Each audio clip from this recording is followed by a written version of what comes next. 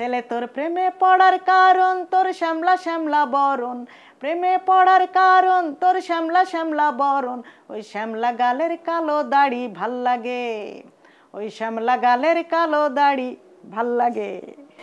চমৎকার চমৎকার।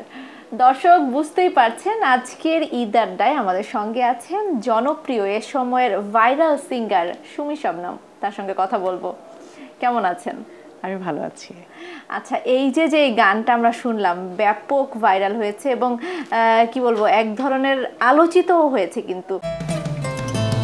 বসুন্ধরা টিস্যু, অশুদ্ধতার বিরুদ্ধে এক বিন্দুও ছাড় নয়। হ্যাঁ, তো এই গানটা নিয়ে আপনি বলছিলেন যে গানটা বেশ আগের লেখা, এর গল্পটা শুনবো যে এতদিন পরে কিভাবে এই গানটা নিয়ে আপনি কাজ শুরু করলেন আবার কাম ব্যাক করলেন। আসলে গানটা আমার হাজবেন্ডের লেখা, আকরাম হোসেন ওনার লেখা এবং সুর। অনেক 5 বছর আগে গানটা লিখে রেখেছিল। তো আমাকে যখন বললো যে একটি গান করা হয়েছে দেখো, তো আমি খুব মানে হাসলাম। কিছু কথা আছে হাস্যকর, মোরগের মাথা, বিভিন্ন কথা আছে, ঠুসির মতো চশমা। তো আমি বললাম যে না না, এই গান করলে মানে করব না আমি। হঠাৎ আমার ছেলে যখন একটু বড় হলো তখন আমার ছেলে একটি চ্যানেল করে দিল আমার, সুমি শবনম অফিসিয়াল আমার চ্যানেলের নাম, ইউটিউব চ্যানেল।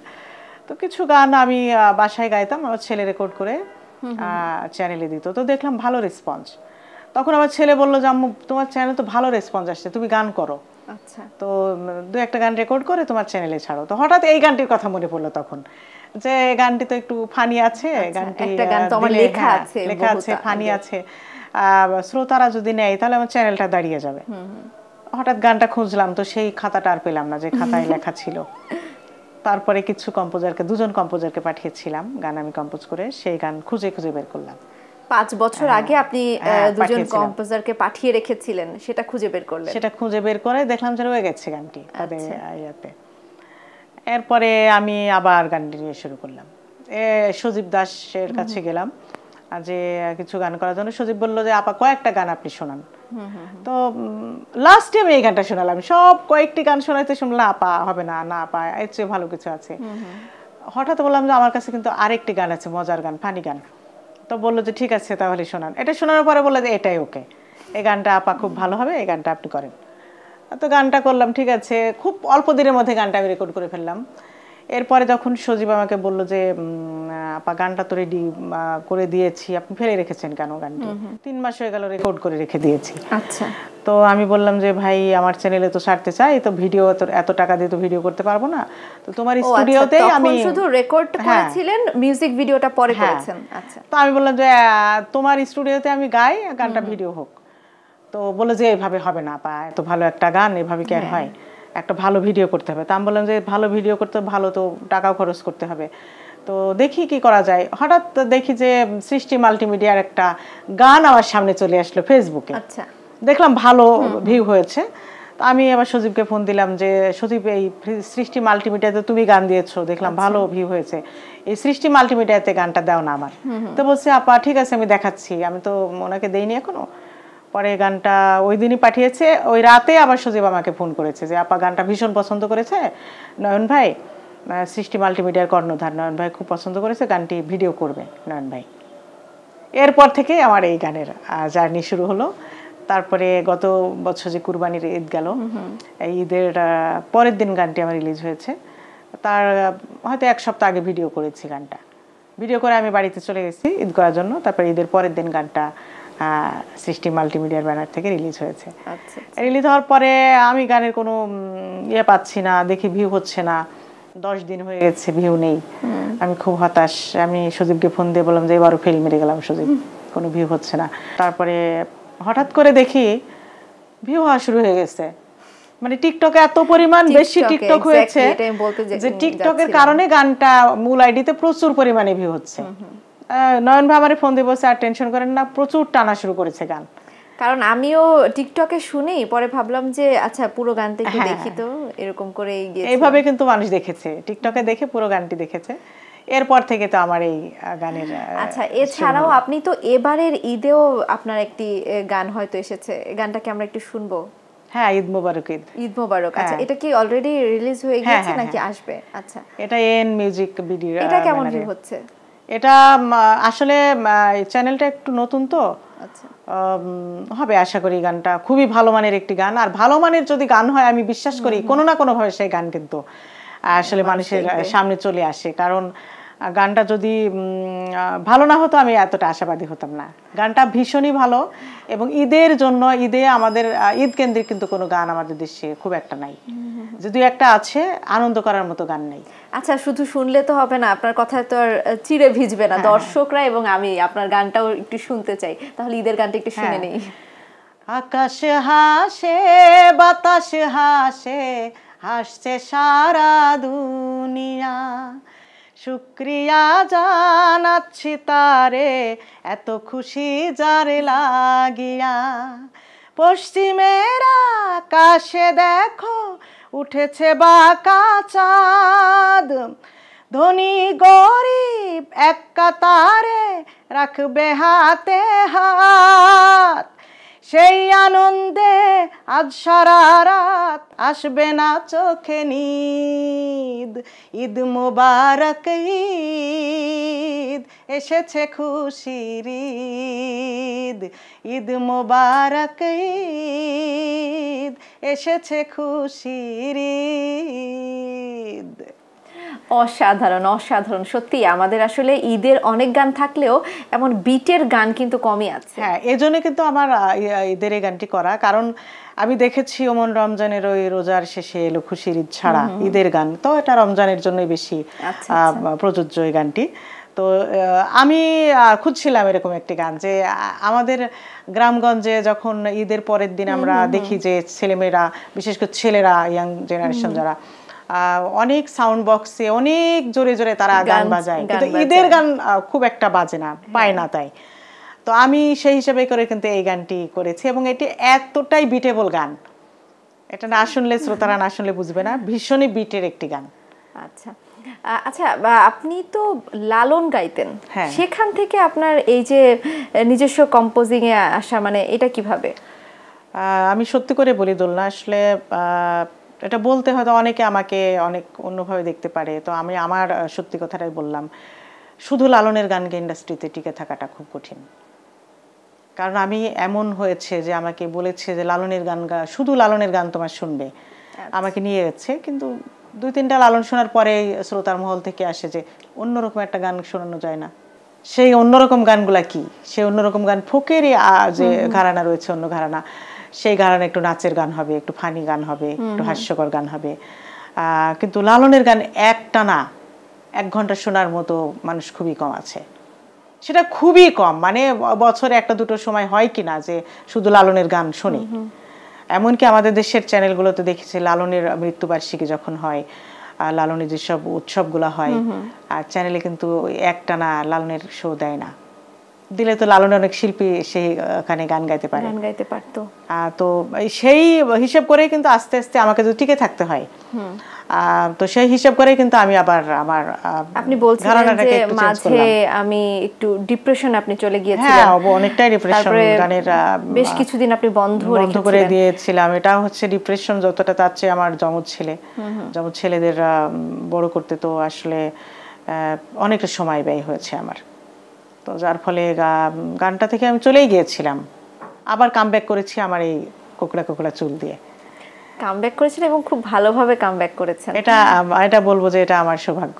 আচ্ছা, আপনাকে যেহেতু এত কাছ থেকে পেয়েছি, আপনার আরো কয়েকটা গান আমি শুনতে চাই। আপনার আরেকটা গান আছে, আপনি বলছিলেন যে খুব ভাইরাল হয়েছে, সেই গানটাও যদি দর্শকদের একটু শোনান। আইলশা লাগে বোধহয় গানটা। হ্যাঁ, আইলশা লাগে, তারপর রিসেন্ট এসেছে কুসংস্কার। আচ্ছা, কুসংস্কার, দুটো গানই আমি শুনবো। ফার্স্ট আইলশা লাগে গানটিও আমার হাজবেন্ডের লেখা, আকরাম হোসেনের লেখা এবং সুর। আইলশা লাগে, খুব আইলশা লাগে, সব কিছুতেই বড় আইলশা লাগে, আইলশা রোগে ধরছে আমায়, বলতেও আমার আইলশা লাগে, বাঁচার আমার ইচ্ছা যে নাই, মরতেও আমার আইলশা লাগে, কারে আইলশা লাগে, খুব আইলশা লাগে, সব কিছুতেই খুব আইলশা লাগে। দেখ, এই টাইপের গান, মানে আরো আছে, মানে সব কিছুতেই আলসা লাগে, খেতে আলসা লাগে, ঘুমাতে আলসা লাগে, বটমূলে যেতে আলসা লাগে, তার রিক্সা চড়তে আলসা লাগে, তারপরে তার ভ্যানে চড়তে আলসা লাগে, টিকিট কাটবে বাসে সেটাতেও তার আলসা লাগে, মানে কি পৃথিবীর সবকিছুতে তার আলসামি। আচ্ছা, কুসংস্কার গানটাও দেখেছি যে মিলিয়নের উপর ভিউ হয়েছে, এই গানটা কেমন? এই গানটা একটু শুনি। কুসংস্কার গানটা অনেক ভিউ হয়েছে, আর যে যেখান থেকে এই গানটি রিলিজ করেছে বা তাদের পেজ থেকে দিয়েছে সব জায়গায় প্রচুর পরিমাণে ভিউ হয়েছে। আসলে আমরা যতই বলি যে ভিউ এর জন্য গান হয় না বা ভিউ দিয়ে গান হয় না, আমি মনে করি যে একেবারে ভিউকে এড়িয়ে যাওয়া যাবে না, কারণ একটা ভিউজ যদি না হয় একটা গানে তাহলে সেই গানটাকে সাকসেস আমরা ধরে নিতে পারছি না। তো আমার এই গানটি একটা সাকসেসফুল গান। আর এই গানটির গল্প হচ্ছে, এই গানটি আমি ফেসবুক থেকে পেয়েছিলাম কথাগুলো। ফেসবুক থেকে হঠাৎ পাওয়ার পরে আমি তখন গান করছিলাম বসে হারমোনিয়াম নিয়ে, হঠাৎ মনে হলো গানের কথাগুলো তো খুব সুন্দর, একটা কবিতা আকৃতিতে আকারে লেখা ছিল। হঠাৎ আমি মনে করলি যে আমি পারি দেখি তো সুর করতে, আমি তো শুরু কর না, তবু আমি সুর করার চেষ্টা করলাম। আর ওর মা মুখের যে কথাগুলো, শোনো শোনো গো বন্ধুগণ শোনো দিয়া মন, কিছু কিছু কুসংস্কার করিব বর্ণন, এই কথাটা কিন্তু লিখে ফেললাম আমি ওর সাথে। তো লিখে ফেলার পরে সুরটা আমি দেওয়ার চেষ্টা করলাম এবং দেখলাম ভালো একটা ফরম্যাটে দাঁড়িয়ে গেল। তো তখন আমি নয়ন ভাইকে দেখালাম যে নয়ন ভাই দেখেন তো গানটা কেমন। গান এই গানগুলো কি যে ভাল লাগের পরে? হ্যাঁ হ্যাঁ, ভাল লাগে, আলসা লাগে, তারপরে কুসংস্কার। আচ্ছা, এই আমার সিরিয়ালি। তো কুসংস্কার গানটি এরকম ছিল, শোনো শোনো গো বন্ধুগণ শোনো দিয়া মন, কিছু কিছু কুসংস্কার করিব বর্ণন। শোনো শোনো গো বন্ধুগণ শোনো দিয়া মন, কিছু কিছু কুসংস্কার করিব বর্ণন। যেমন ব্যাং ডাকিলে বৃষ্টি আসে, মোরগ ডাকলে ভোর, কুকুর ডাকলে লেজ গুছিয়ে সিটকে পালাই চোর, পেঁচা ডাকলে অশুভ হয়, শকুন ডাকলে মরণ, হঠাৎ কোনো বিপদ নাকি কাকের ডাকের কারণ। শোনো শোনো গো বন্ধুগণ শোনো দিয়া মন, কিছু কিছু কুসংস্কার করিব বর্ণন। শোনো শোনো গো বন্ধুগণ শোনো দিয়া মন, কিছু কিছু কুসংস্কার করিব বর্ণন। এটাও কিন্তু চমৎকার। এটা তাহলে আপনার হাজবেন্ডের লেখা না, এটা সংগ্রহিত, এবং আমি সুর করেছি। এই সুরের কথাটা আমরা দেইনি। আপনি সুর করেছেন? হ্যাঁ, সুর আমি করেছিলাম, কিন্তু আমি দেইনি কারণ গানটি প্রচলিত হয়ে গেছে সুরটা, আর গীতিকারের নাম যেহেতু পাইনি খুঁজে, তখন দেখা গেল যে নিয়ে আবার ঝামেলা পড়বো কিনা এই ভয়ে আমি কিন্তু এই সুরটা আমি কমন সুর দিয়েছি। আচ্ছা, একজন লালনের শিল্পীর কাছে এসে কিন্তু লালনের গান না শুনে আমার যেতে ইচ্ছে করছে না, একটা লালনের গান আমরা শুনতে চাই। অবশ্যই, কারণ আমি লালন দিয়ে শুরু করেছিলাম। কেউ যদি আমার কাছে বলে লালনের গান গাইতে, তা আমি আসলে ভীষণই খুশি হই, কারণ লালন আমার মনে প্রাণে রয়ে গেছে। ছোটবেলা থেকে শুরুই আমার জীবন হয়েছিল লালনের। একটা বদ হাওয়া লেগে খাঁচায়, একটা বদ হাওয়া লেগে খাঁচায়, কখন জানি উড়ে যায় পাখি, কখন জানি উড়ে যায়। খাঁচার আড়াপোলো ধসে পাখি আর দাঁড়াবে কিসে, আমি ওই ভাবনা ভাবছি বসে, আমি ওই ভাবনা ভাবছি বসে, চমক জরা বইছে গায়ে আমার, চমক জরা বইছে গায়ে, পাখি কখন জানি উড়ে যায়। অসাধারণ। আচ্ছা, ঈদে তো আপনার একটা নতুন গানও আসছে, একটা সুফি গান আসছে বলছিলেন। হ্যাঁ, একটি সুফি গান আমার আসছে, এটা হচ্ছে সৃষ্টি মাল্টিমিডিয়ার ব্যানারে। এটি একটি খুবই ভালো মানের একটি গান, সুবহানাল্লাহ গানিরা শিরোনাম। তো সুবহানাল্লাহ আলহামদুলিল্লাহ ইয়া রাসূলুল্লাহ ইয়া হাবিবাল্লাহ, দমে দমে হর দমে দম আল্লাহু আল্লাহ, দমে দমে হর দমে দম আল্লাহু আল্লাহ ওই নামেরই রশনীতে মজনু পাগলে লাইলিতে ওই নামেরই রশনীতে মজনু পাগলে লাইলিতে শিরি পাগল ফরহাদে আল্লাহ তে নবী কামলিওয়ালা ইয়া রাসূলুল্লাহ ইয়া হাবিবাল্লাহ। আচ্ছা, আপনার মিউজিক ভিডিওগুলোতে আমরা দেখি যে আপনি একটা ডিফারেন্ট লুকে থাকেন, এই যে মাথায় একটা অন্য ধরনের করে স্টাইল করা থাকে, এটা কিভাবে, মানে কোত্থেকে এলো এটা?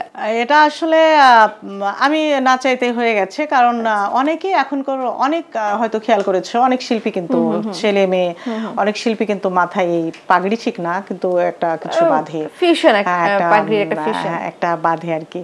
তো হঠাৎ করে যখন আমার ভাল লাগে গানটি ভিডিও হবে, নয়ন বাবু ভাই আমাকে ফোন দিয়ে বললো যে আপা এরকম একটা কিছু মাথায় আপনাকে বাঁধতে হবে। তো আমি রাজি হচ্ছি না, না ভাই না, এটা এত শিল্পী বাঁধে, আমি এর ভিতরে আর আমি যেতে চাই না, এটা আমি বাঁধবো না। কারণ আমি তো শুধু সুফি ঘরানার গানই এখন করছি না, বিভিন্ন ঘরানার গান করছি, আর এটা যারা সুফি ঘরানার গান বেশি করে তারাই এটা বাঁধে। আমি বলছি না ভাই আমি এটা বাঁধবো না, এটা আমাকে দিয়েন না। তো সেই নাছর বান্দানা দিতেই হবে, এটা দিতেই হবে। পরে আমার যে কোটি সেট যে ড্রেস আমি পরেছিলাম ওর সাথে আবার একটা ওড়না ছিল, ওড়নাটা মেকআপ আর্টিস্ট যিনি ছিলেন উনি বেঁধে দিলেন। আচ্ছা আচ্ছা। এরপরে যে গানটি আমার যখন ভাইরাল হয়ে গেল, তখন এখন যেখানেই যাই আমাকে এই জিনিসটা বাঁধতে হয়। কারণ অনেক দর্শক আপনাকে এভাবে আমি একটা চ্যানেলে গিয়েছিলাম একটা সাক্ষাৎকার প্রোগ্রামে টেলিভিশনে, সেখানে প্রোডিউসার শিল্পী খুঁজে বেড়াচ্ছে, শিল্পী এখনো আসেনি, আমি কিন্তু বসে আছি কিন্তু মাথায় ওটা নাই আমার। বলছে আপা সরি বুঝতে পারিনি, আপনার মাথায় তো ওটা দিয়েছিল, একটা কাপড় দেওয়া থাকে তো সেটা তো নেই। পরবর্তীতে আবার যখন ডেকেছিলেন আমি কিন্তু মাথায় একটা বেঁধেছিলাম, যে উপায় নাই। গত কয়েকদিন আগে একটা চ্যানেলে লাইভ করছি, একজন শ্রোতা ফোন দিয়ে বলছে মাথার ওটা নাই কেন, ওটা না থাকলে নাকি আমাকে মনে হয় না। তো সেই হিসেবেই এখন আমার এটা আমি না চাইলে ওটা হয়ে গেছে আর কি, শ্রোতারা এটা আমার গ্রহণ করে ফেলেছে। এখন আমাকে যেখানেই যাই স্টেজে করতে গেলে অনেক সময় আমাকে মাথায়। আচ্ছা, ঈদের অনেকগুলো গান আপনি শোনালেন আমাদেরকে, আর কি কি ঈদের কোনো কাজ আসছে কিনা? ঈদে এসেছে, আমি রিসেন্ট একটি কাজ কমপ্লিট করেছি, গানের টাইটেল কি হবে জানি না, তবে সদরঘাট হতে পারে আর কি টাইটেল। আচ্ছা, এটাও নিশ্চয়ই অনেক ভাইরাল হবে। এটা আসলে কি সবাই চায় তার কাজটা ভালো হোক, আমিও চাই, তো সেই হিসাবে করেছি, কাজটা ভালো হোক এটা মনে করেই তো করেছি। এখন ভাইরাল অভাইরাল এটা আসলে বলা যায় না, কখন কোন গান শ্রোতারা নেয় না নেয়, তবে চেষ্টা করছি এবং গানটা আসলে মোটামুটি শ্রোতারা পছন্দ করবে এটা আমার মনে হয়, কারণ গানের কথাগুলো একটু ডিফারেন্ট। আপনার অনেকগুলো গান শুনলাম এবং ঈদের অনেকগুলো গান আপনি শোনালেন, নিশ্চয়ই আরও কতগুলো গান আসবে বলছিলেন। সবগুলো গানের জন্য অনেক অনেক শুভকামনা, খুব ভালো থাকবেন। দর্শকদের উদ্দেশ্যে ঈদকে কেন্দ্র করে কিছু বলবেন কিনা? না, অবশ্যই বলবো, শ্রোতাদের জন্য আসলে আমার গান করা। আমি আগেও বলেছি এখনো বলছি, শ্রোতারা আমার প্রাণ, আর শ্রোতারা যদি এর সাথে না থাকতেন তাহলে আমি এতদিন পরে কখনো ফিরতে পারতাম না। দীর্ঘ সময় আমি বিরতি নিয়েছি, তারপরে আবার শ্রোতাদের ভালোবাসায় আমি ফিরে এসেছি। আমার কিছু গান এসেছে, ঈদের গান, এবং আরও কিছু গান আসছে। আপনারা অবশ্যই আমাকে সাপোর্ট দেবেন এবং অবশ্যই ভালো কিছু আশা করছি, ভালো কিছু আসবে। আর আপনাদের উদ্দেশ্যে একটি কথা বলে থাকি, অনেকে আমাকে বলে যে আপনি এই বয়সে এসে আবার গান দিচ্ছেন ভালো ভালো। আসলে বয়সটা কোনো ব্যাপার নয়, বয়স গান করতে হলে তাকে 16 বছর হতে হবে, 17 বছর হতে হবে, এটা কিন্তু নয়।